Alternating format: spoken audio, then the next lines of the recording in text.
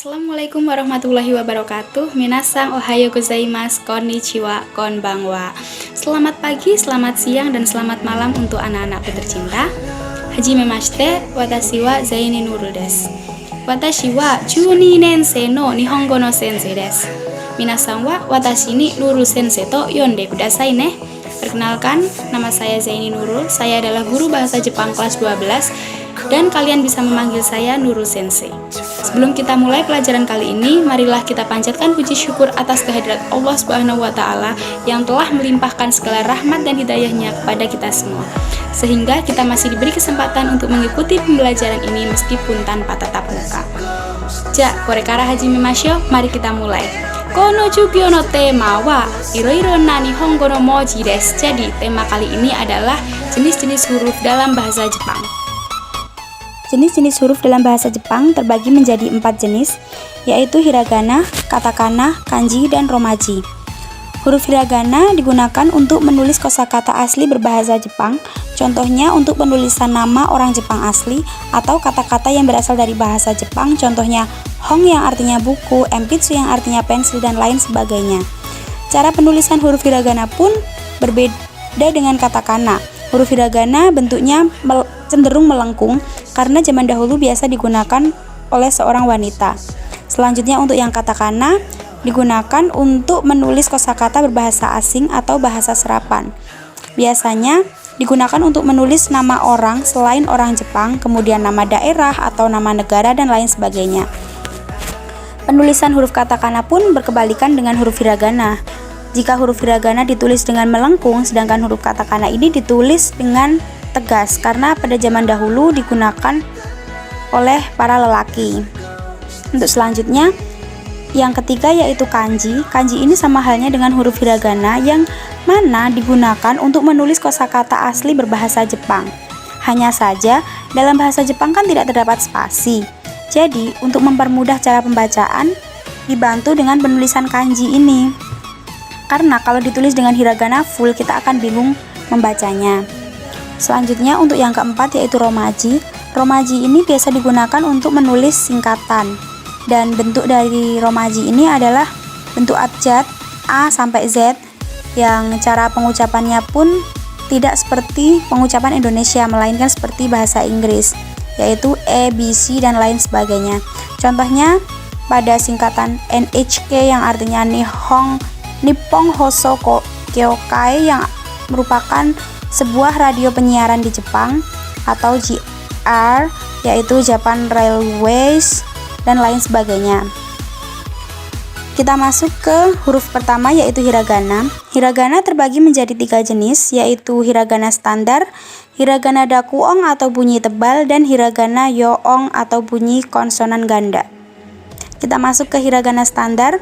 Hiragana standar ini digunakan dalam penulisan biasa, hiragana tanpa adanya sandangan dan pasangan. Dalam hiragana standar ini terdapat 48 huruf, yaitu A, I, U, E, O, K, K, Ku, Ke, Ko, sampai dengan N. Cara penghafalan huruf hiragana standar ini yaitu dengan menghafalkan dari setiap huruf di hiragana ini.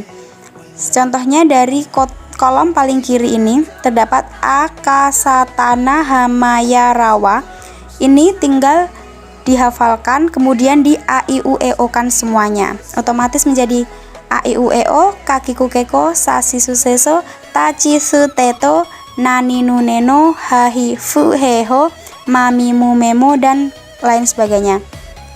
Pada tabel ini, di sebelah kanan huruf terdapat cara penulisan huruf hiragana. Karena dalam menulis huruf hiragana tidak boleh sembarangan, harus sesuai dengan aturan. Coretan pertama yang mana, coretan kedua yang mana, harus urut. Selanjutnya untuk di bawahnya itu merupakan cara baca dari hiragana standar tadi. Selanjutnya kita masuk ke hiragana dakuong. Hiragana dakuong ini merupakan bunyi tebal. Jadi, ini pengembangan dari hiragana standar yang memiliki sandangan. Sandangannya berupa tenten dan maru. Tenten ini merupakan tanda petik di atas, sedangkan untuk maru ini tanda lingkaran di atas. Jadi, untuk huruf hiragana standar K, Sa, Ta, dan H yang dikasih teng-teng, bunyinya menjadi tebal seperti menjadi ga, za, da, dan ba. Selanjutnya untuk ha yang dikasih maru menjadi pa. Selanjutnya kita masuk ke hiragana yoong.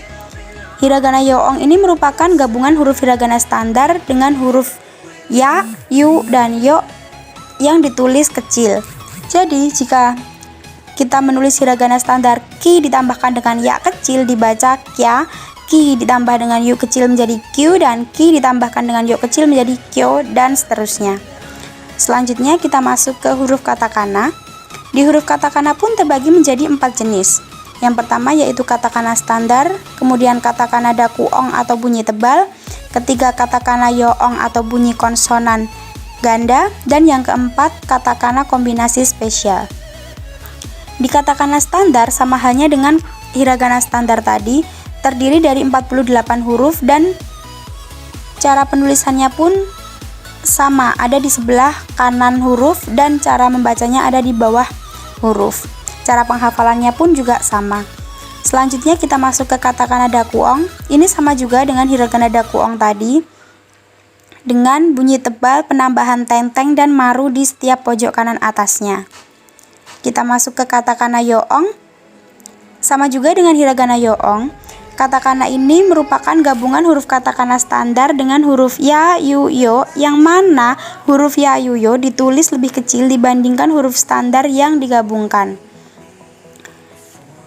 Dan yang keempat ini merupakan katakana kombinasi spesial. Katakana ini biasanya dikecualikan untuk penulisan nama atau tidak juga, tapi juga banyak yang menggunakan kombinasi spesial ini karena penulisannya di luar dari katakana standar yoong maupun dakuong. Di sini jika kita menulis fu dengan a kecil menjadi fa, fu dengan i kecil menjadi fi, fu dengan e kecil menjadi fe, dan fu dengan o kecil menjadi fo, dan seterusnya.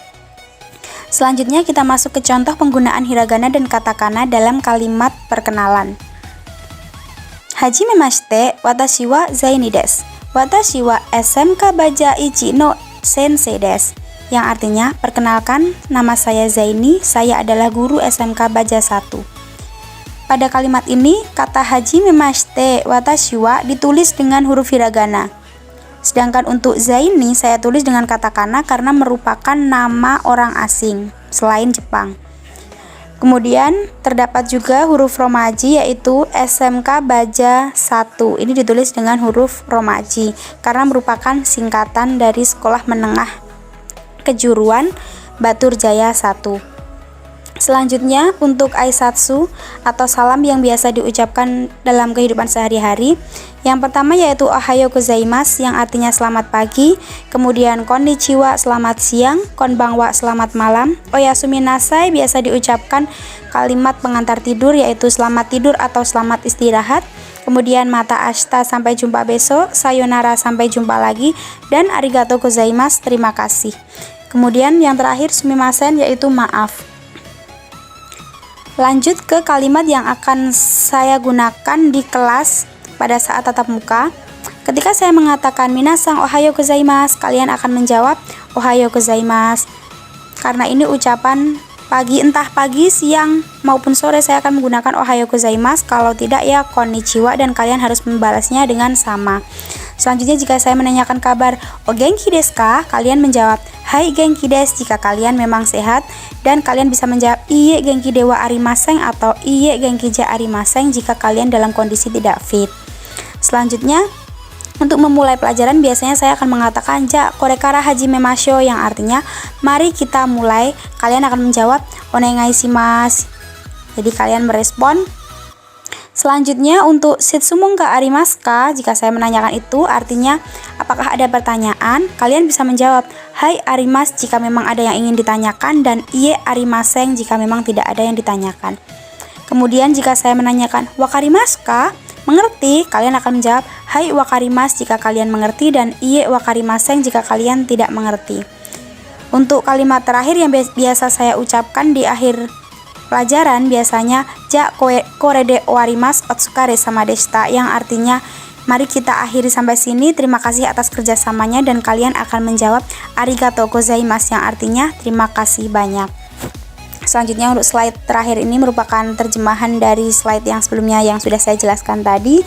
Untuk anak-anak saya mohon untuk tetap menghafal huruf-huruf hiragana dan katakana, karena nanti saat tatap muka saya akan menggunakan huruf-huruf tersebut dalam pelajaran. Jika ada yang tidak hafal nanti akan kena sanksi dari saya. Untuk kalian tetap semangat dan jaga kesehatan, tetap di rumah aja, belajar yang rajin. Minasang, gambatte ne, semangat ya. Wassalamualaikum warahmatullahi wabarakatuh.